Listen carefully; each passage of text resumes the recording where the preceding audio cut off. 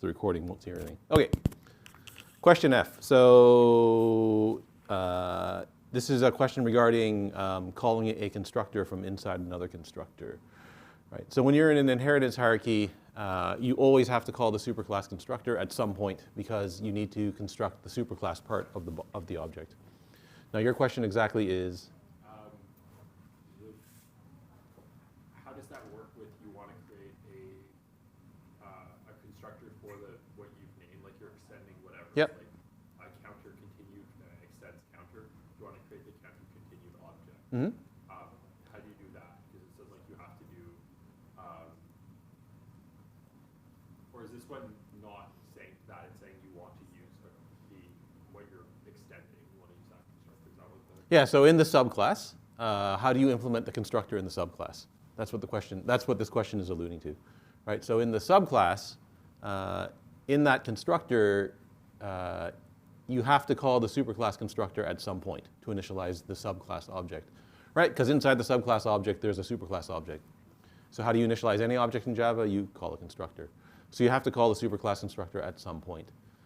The three rules are the first line of the subclass constructor must be a call to another constructor, right? So you can call the superclass constructor on the first line if you like, right? The second rule is if you're going to call the constructor, it has to be on the first line, right? And then the third rule is at some point you must call the superclass constructor. So that means that in the subclass, you can call another subclass constructor, which then calls the superclass constructor. So that's how it works.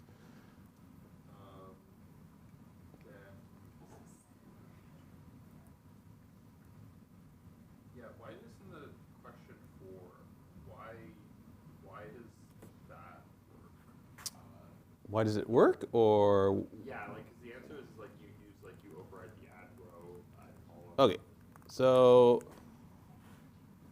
question 4, this is a bit of a funny question.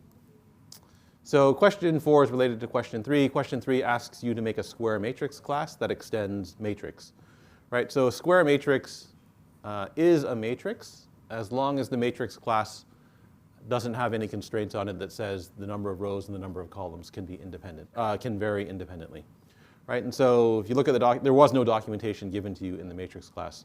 So that was, yeah? Actually, just a question. For this one here, when it's saying super n, will it still create a square matrix object? Here? It will, yeah. Yeah. Okay, that's what I meant by the super. Okay, so again, in the subclass, you have to call the superclass constructor, right? So on the first line of your constructor, you're going to call the superclass constructor. So here we call the matrix's row column constructor, right? Number of rows, number of columns.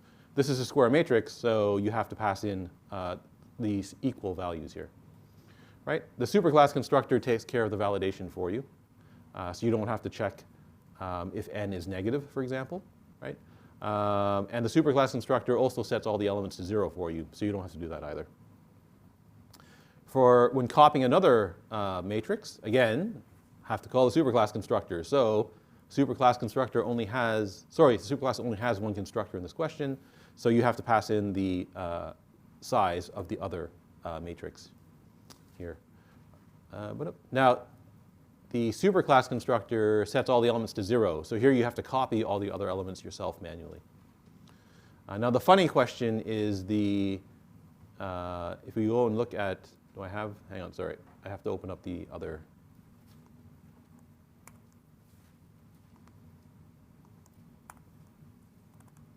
Whoa.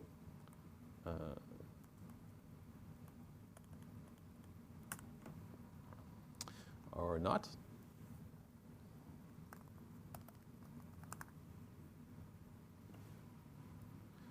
Okay, where did matrix go? Okay, so matrix has a public method called add row, which adds a row of zeros to the matrix, and it has a public method add column that adds a new column to the matrix, right? So the problem with that method is inside of square matrix, is that if you add a row to a square matrix, it's no longer a square matrix, right? So similarly, if you add a column to a square matrix, you no longer have a square matrix, right? So And the problem is it's public. So square matrix inherits that method, which means it has an add row and add column method. So you have to override it so that when you add a row or a column, it adds both a row and a column, right?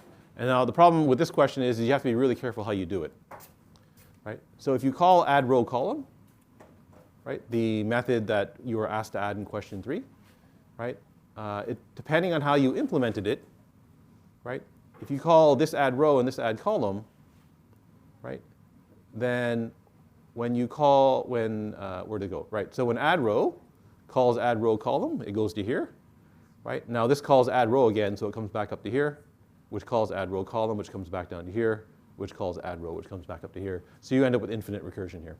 So that doesn't work, right? So if you remember that, how do you call the superclass version of a method? Well, you use super instead, right? So if you remember to call super add row, that's good. So you go up to the superclass, and that adds a row to the matrix, right? But if you call this add column, you run into the same problem, right? So this add column comes down to here, right? And it ends up calling this add row, so it comes back up to here, which ends up calling add column, which comes down to here, which calls add row, which comes back to here. And again, you end up with infinite recursion.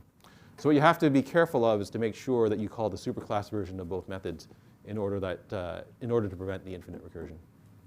Yep. For the add row column Yep. function, is that last one wrong? Because if you call this dot add row and this dot add column, it would add. Oh, yeah, this one's wrong now. Thank you. That has to be super and super. Yes, Okay. that has to change. Sorry, I forgot to change that in the answer. Yep. But the point here is how do you call the superclass version of the method? Well, it's super dot. Right. So that's that was the intent of this question here. Any other questions? All right. So today's lecture. Okay. So we have a plan for the rest of the course. So we're almost done the course. We're actually more than done the course. We've covered more content than is normally covered in this course already. So the schedule for the remainder of the term. Friday, unfortunately, the Friday people have a quiz, so they have to show up for the quiz, but there is no lecture on Friday. Tuesday, going to return quiz 2, talk about the exam. Thursday, no lecture.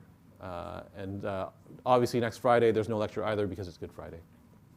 Right? So today is the last substantive lecture in the course. And the topic of today's lecture is design patterns. If you talk to, if you talk to the people who hire computing science students, the biggest complaint is that the computing science students have never heard of these things. So they go through their entire 4 years of computing science, and a lot of them come out not knowing what a design pattern is. Typically, these things would be taught in a third-year software engineering course of some kind, but it's not done in a lot of places. So I'm going to tell you a little bit, so you're just going to get a tiny introduction to these today, right? And I'm going to motivate it with some of our lab problems. So someone asked me a question in Lab 7. So remember Lab 7 was this root finding exercise, right? Where we made these classes bisection and Newton, and these things were, they implemented a root finder interface. Right? So in other words, they both had a method that lets you find the root of a function. And someone asked the question, why are we making these objects? Right? Why do I need a bisection object? Why do I need a Newton object in order to find a root? Right? And so if you go back and look at just quickly review the class, right? So you look at bisection, right? And you look, there's no fields, right? It implements an interface, so the interface doesn't have any fields either, right? And so there's no fields here. All it's got is this method called root, right?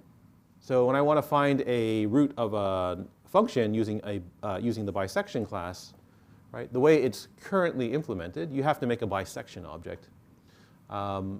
And it doesn't really make sense to make an object, right? There's no, like every bisection object is exactly the same. They have no state, right? So why are we making objects? And so the same is true in the Newton class, right? So if you look at the Newton class, right, again, no state, right? There's no fields. It's just got this method called root, right? But if I want to find the root of something, I still have to make a Newton object, right? If somebody else wants to find a root somewhere else in another method, they got to make a Newton object, right? It's the same object every time, right? So there's no point here to make objects, right? So the question is So number one, it's sort of inconvenient to make an object every time you need to find a root. Number two, it wastes memory and time, because you still have to construct the object. That object still occupies some memory. So do I really need to make these objects, right? Is there a way to avoid this, right? And so the answer is well, we do know one way to avoid making objects, right? We know that if we have a utility class or something like that, right, where everything is static, there's no objects being made. So what if we made that method root static? Right? So, whoops, sorry. So let's try it. Does this actually, whoa, where'd it go? So back into Eclipse. So if we go into the root finder interface, right? So there's our interface for root finders. The method root is declared to be non-static. So let's make it static and see what happens. Static. Okay, so we put that in, and you'll notice that Eclipse complains, right? So it says this body requires a method instead of a semicolon. So that's new. So we've never put a static method into an interface before. It looks like the language allows it, and it does, but it also requires that you implement the method here. Now that's awkward, because I don't know how to find the root of this function inside the interface, right? Because I don't know what type of object or what other class that implements this interface is actually going to try to do, right? So now I'm kind of stuck, right? And so the easiest solution here is to do nothing or throw an exception. So throw new unsupported. Or something else, right? Whatever other type of exception you want. So I'm just going to throw an exception here. And now whoever implements the interface, we're going to rely on them to hopefully override the method and provide an implementation. Right? Okay, so now the compiler is happy, so that's good. So we've managed to placate the compiler. Now we have to go back into our bisection and Newton classes and fix this method. Right? So notice that before we're overriding the root method. Right? Now it says that it's complaining. It says that you can't override this method because there is no method called root that's not static. Right? So you say, okay, fine, it's static, so maybe I better put in static. Right? And now it's still not happy. So hover again, right? And it still says that you must override or implement a supertype method. Right? And so the compiler is trying to tell you, or Eclipse is trying to tell you in this case, that you're not allowed to override a static method. Right? You wouldn't have known this if you hadn't have put in the override, the @override annotation here. If I get rid of it, the compiler is perfectly happy now. Right? And so that should be a big hint to you that something bad is about to happen. Right? So I can put in a static method that returns a root, is called root, takes in a function, one object, and two doubles. Right? But the compiler is trying to, or Eclipse was trying to tell you that you're not actually overriding the method from the interface. And that is, in fact, the case. So I'll explain exactly what's happening in a minute. But it looks like it does let you put this method in. So let's see what happens. Right? Not that. So where'd it go?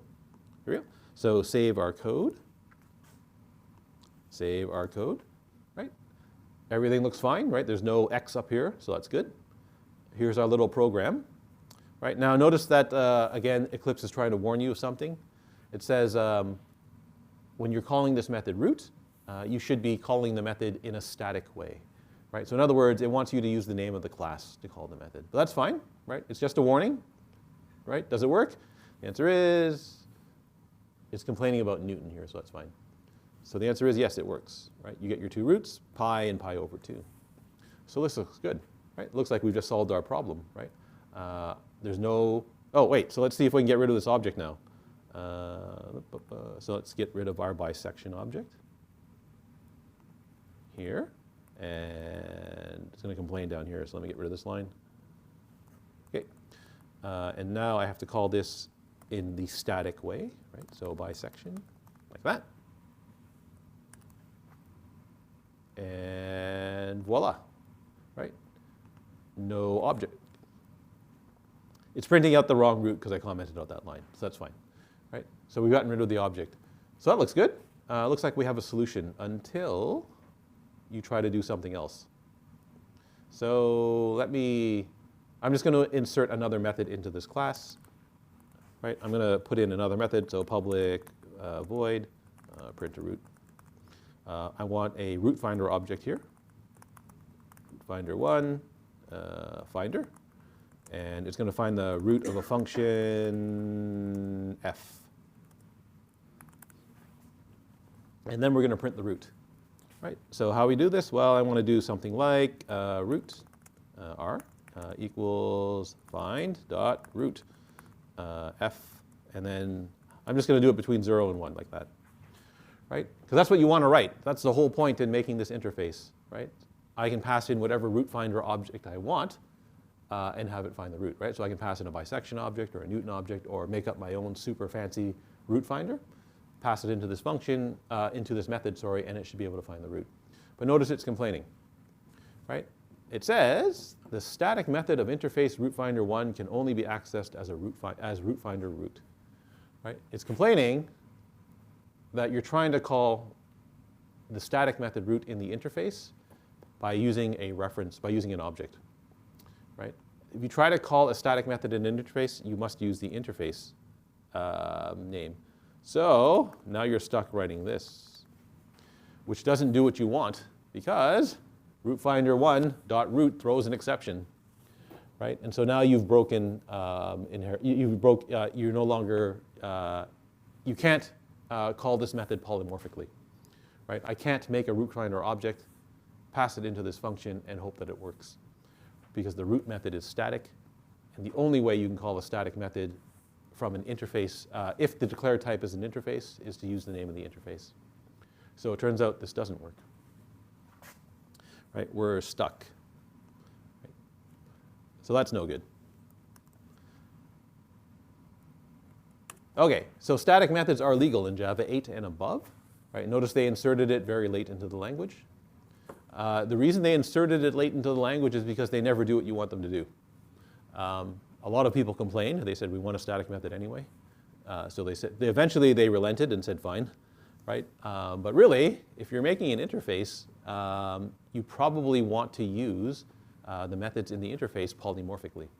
Right? In other words, you want to be able to make objects that implement the interface and pass those objects in and have the method work.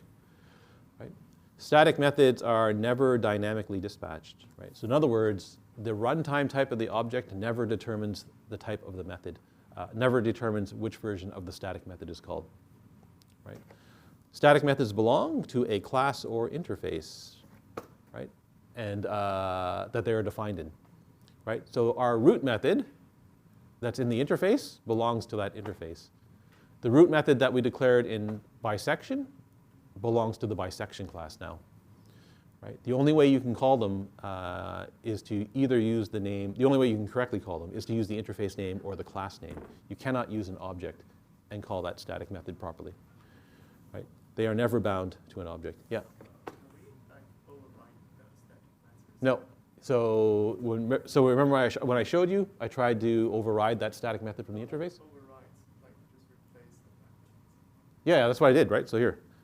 So back in Eclipse, right? So here's our static method. It has the exact same signature as the one from the interface, right? It's exactly the same as the one from the interface, right? All of that's exactly the same. Yeah, like what's the difference between like adds override and adds override? Okay, so there's our method, right? So the compiler is happy having this static method in this class. As soon as you tell the compiler that the intent is that you want to override the method that it got from the interface, right? Remember, the interface has the same method, right? Whoop, right here. So when you tell the compiler, hey, I want to override this static method, the compiler tells you you can't. You're not allowed to override a static method. So what's happening here is when you delete the add override, right? What you're saying is bisection has this static method, right? It's got the exact same name, it has the same return type, it has the same parameters as the one in the interface, right? But it's not overriding the interface method.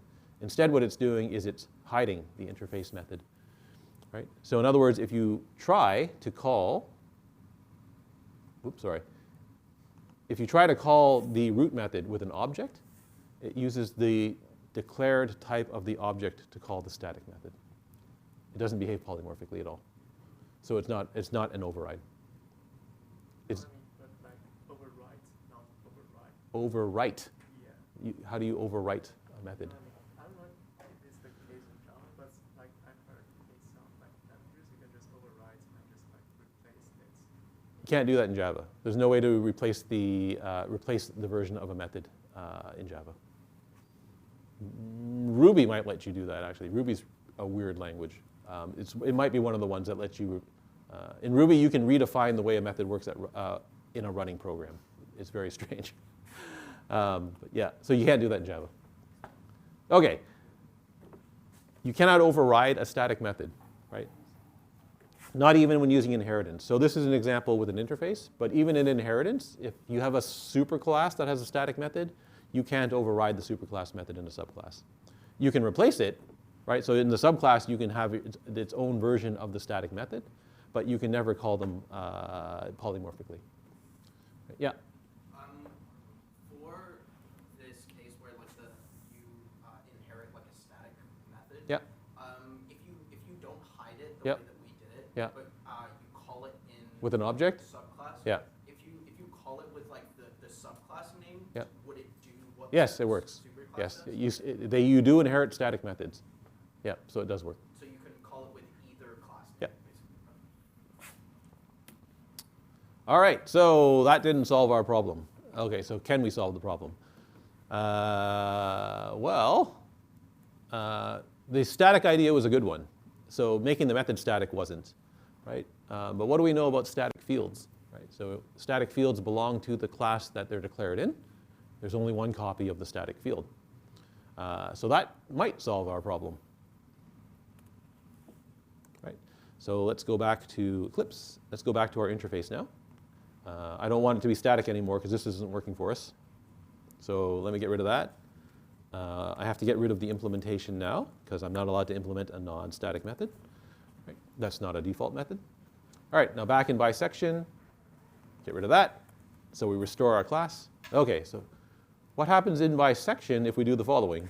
We introduce a static field, so a public static final field whose type is also bisection.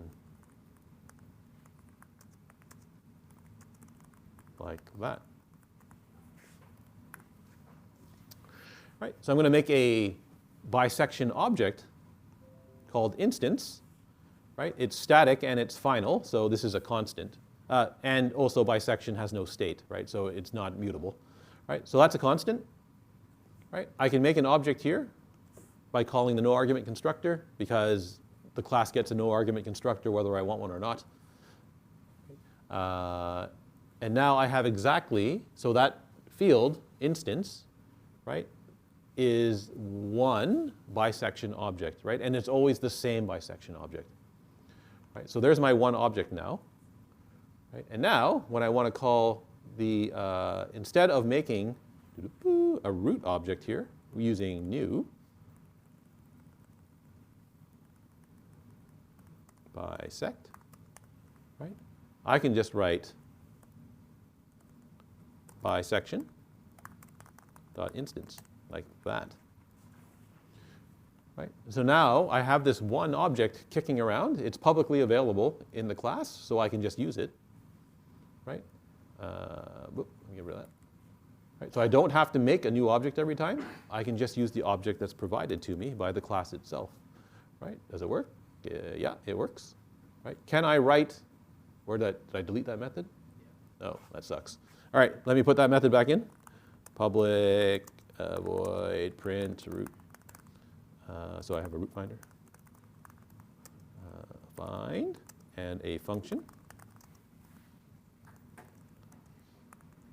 Okay, does this work now? So root r equals find dot root.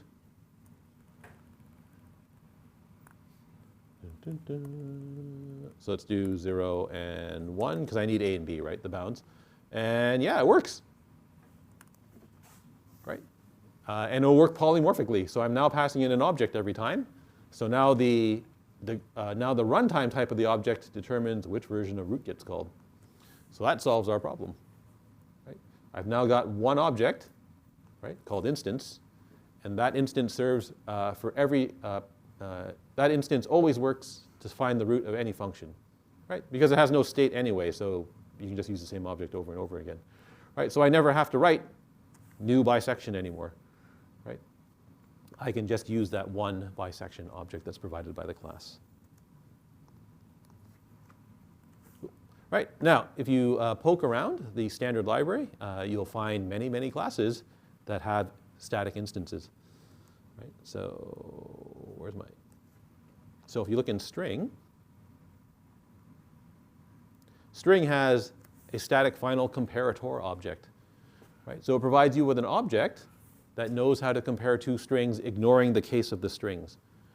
Right, the default compare, so compare to for the default compare to method for strings compares strings using the case of the string, right?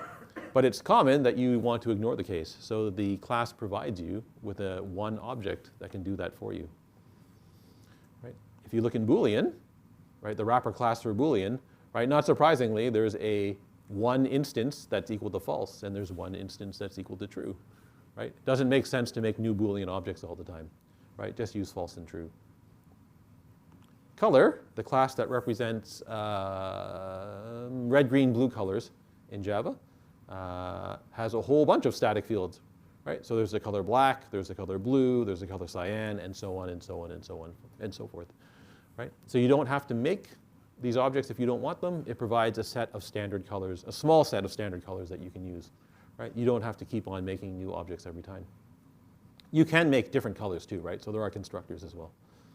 Right? And finally, in collections, collections has an empty list, an empty set, and an empty map that you can use.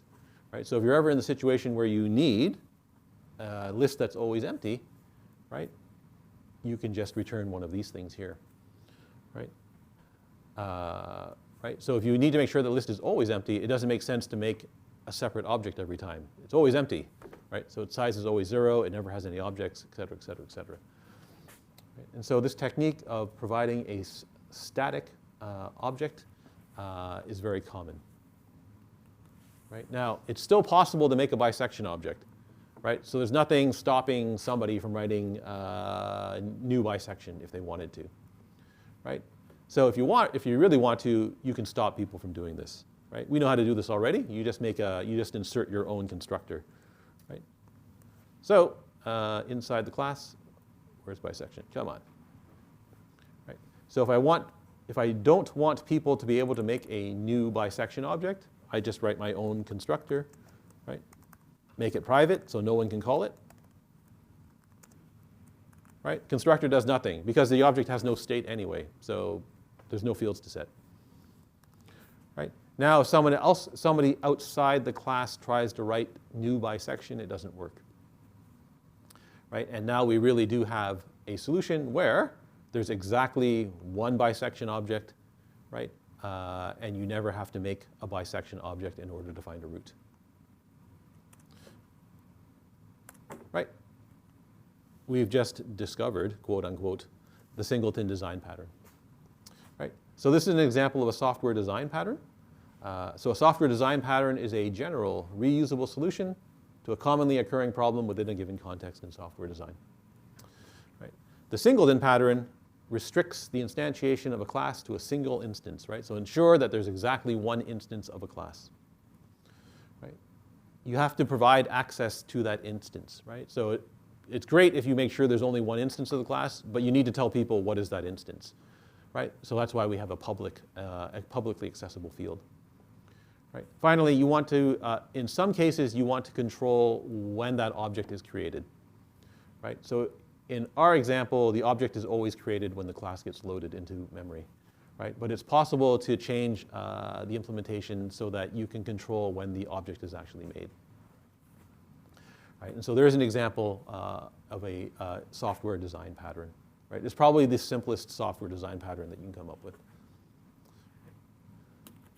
All right, so there's lots of variations on this thing. We have a public field, we have a public field, so a public static final field where you can access the instance. Instead, you can make the field private and then provide a public method that gives access to the field.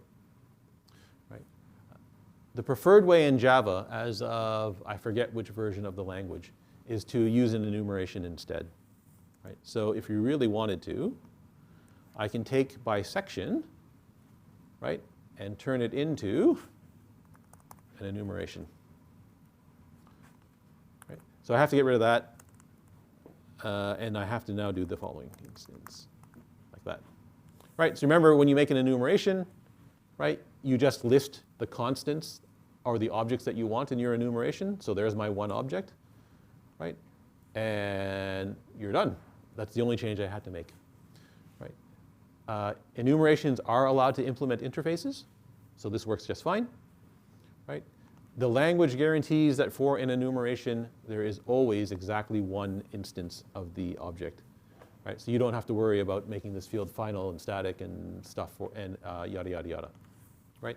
The preferred way to do this in Java is to use an enumeration. This only works as long as your class does not need to be a subclass of some other class. Right? Because all enumerations are subclasses of the class enum in Java. Right? So you don't have multiple inheritance. So this only works if you're just implementing an interface and not using inheritance. Right? So that also works. Okay, so the singleton ensures there's exactly one instance, right? So one object of the class. Sometimes, though, you actually want multiple instances, but you only want one object for each unique state. Right? So I want to ensure there's exactly one object per unique state. Right? Now, this only works if your objects are immutable, because if your objects can change state, it's really hard to figure out if you have more than one object with the same state. Right? So if your objects are immutable, it's easier to do this sort of thing. All right, so how do we do this? Right? Well, I want multiple instances, right? So I need somewhere to store the instances, right? So I need a collection to hold the objects. What else do I want? I want to ensure there's one object per, where to go? Here. I want one object per unique state, right? So per unique state implies that the state can be used as a key in a map, right? Because the keys in a map are unique, right? The value that I'm going to store in the map is just the object that has that state. Right? Now, I want exactly one of these maps. Right? I don't want every one of my objects to have a copy of this map. Right? I want exactly one of these maps. So for our purposes, a static map will do. So let's try this. OK, so I should put this in a separate package. I'm not going to. Right? So I'm going to make the class myInteger.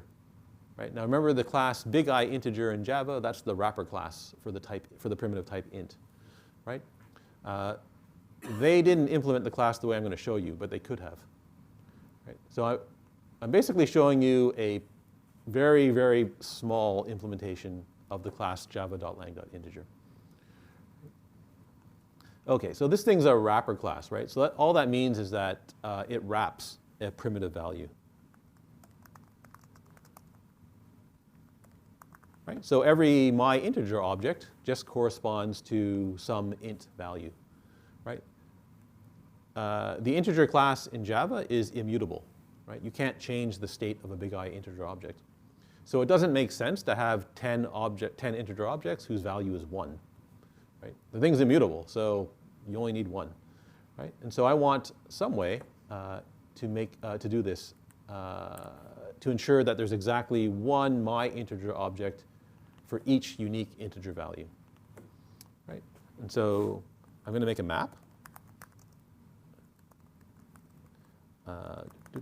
The key is going to be the value, the key is going to be the value, so the int value, right? And the value that I store in the map is going to be a myInteger object, right? So the value is going to be a myInteger object that has, that has that value. Well, I guess that has the key value there. Right? Private, I want exactly one map, so I'm going to make it static. I'm going to make it final so that we can't make a new map accidentally. And so we'll just call this the instances. Oh, sorry, I have to make the map. So new hash map, like that. OK. Now I want to make objects, so I do need a constructor. I don't want people to use the constructor, so I'm going to make it private.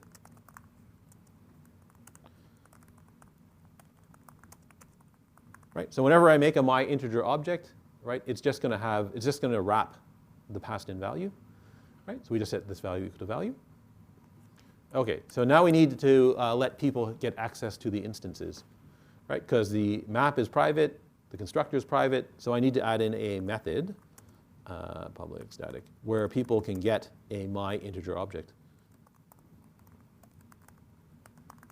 MyInteger. So the integer class has the method value of.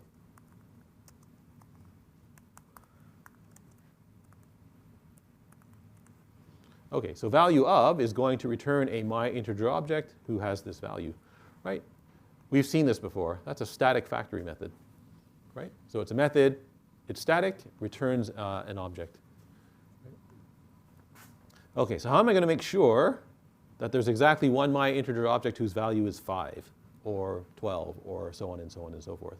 Well, I'm going to look in the map to see if there's one of these objects already, right? So myInteger I equals instances get value. Right? Remember the value of the integer object is my key. Right? So I'm going to ask the map. Oh, sorry, I have to import that.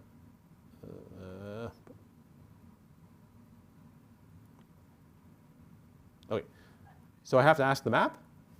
I'm going to ask the map, do you have a myInteger object whose value is that? Right?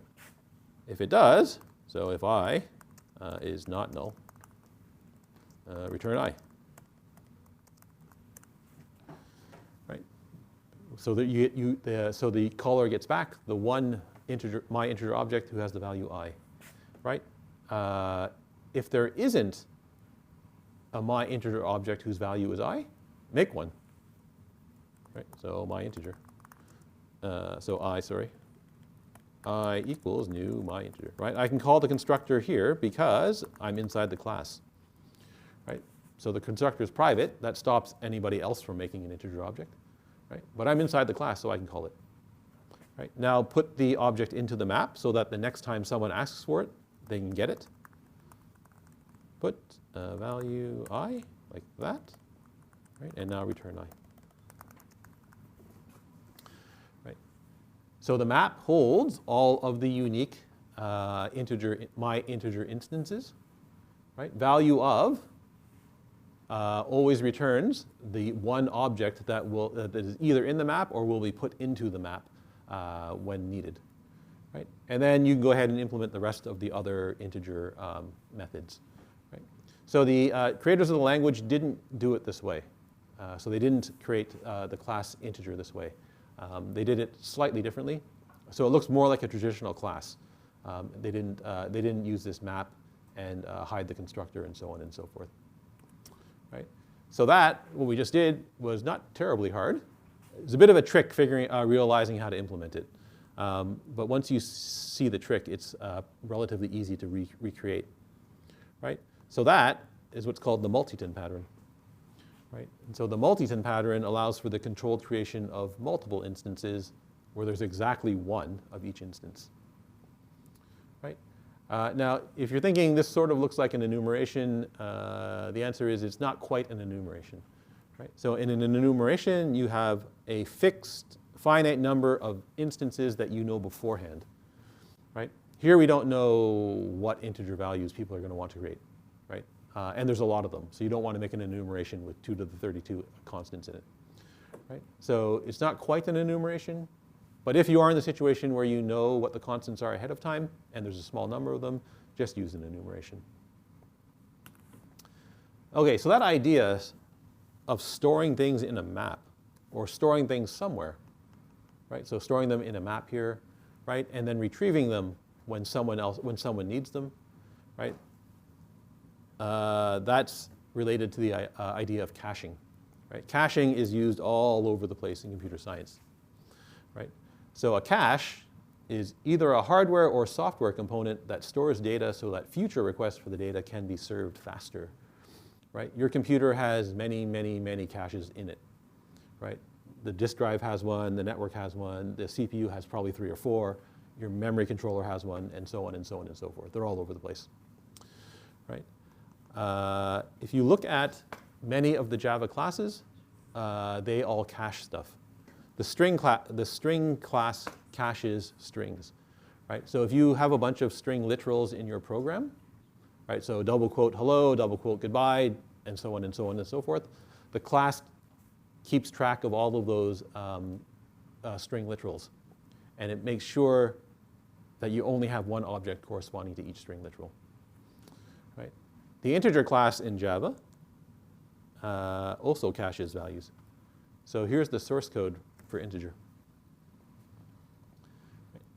So there's our class, integer. There's a bunch of stuff here. I'm just going to skip over it very quickly. I just want to get to this line here, right there. Right? And so the document that describes how the Java language works says that the integer class must cache a small number of integer values, right? And so it says that the integer class must keep all integer values between -128 and +127 in memory, ready to go, right? So that people don't have to recreate them over and over and over again, right? Where does it store them? Well, it just stores them in an array, right? How do people get, so when does it put stuff into the cache, right? Value of, right here, right? So in that method value of, which I just wrote for our class, right? It works in a similar way, right? So if it checks, right? If the value is outside of the cache, because the cache only keeps between -128 and +128, right? It just makes a new object and returns it, right? It then looks in the cache to see if a value is there, right? If the value is not there, if the value is there, if the value is not there, it makes a new integer object, sticks it into the array, and then returns the item, right? And so caching you can view as another design pattern, right? Although it's so common that it's not really considered a design pattern. All right, so that wraps up today's lecture. Any questions about what's going on? All right, there's lots and lots and lots and lots of design patterns. We've only looked at 2 of them. People keep on discovering new ones all the time. And I guess if you're going to program professionally, especially if you're going to go work for someone that does like commerce or something like that, it would be worth your time at least looking at or Googling the term design patterns, because they'll probably ask you about it at some point. All right, thanks everybody.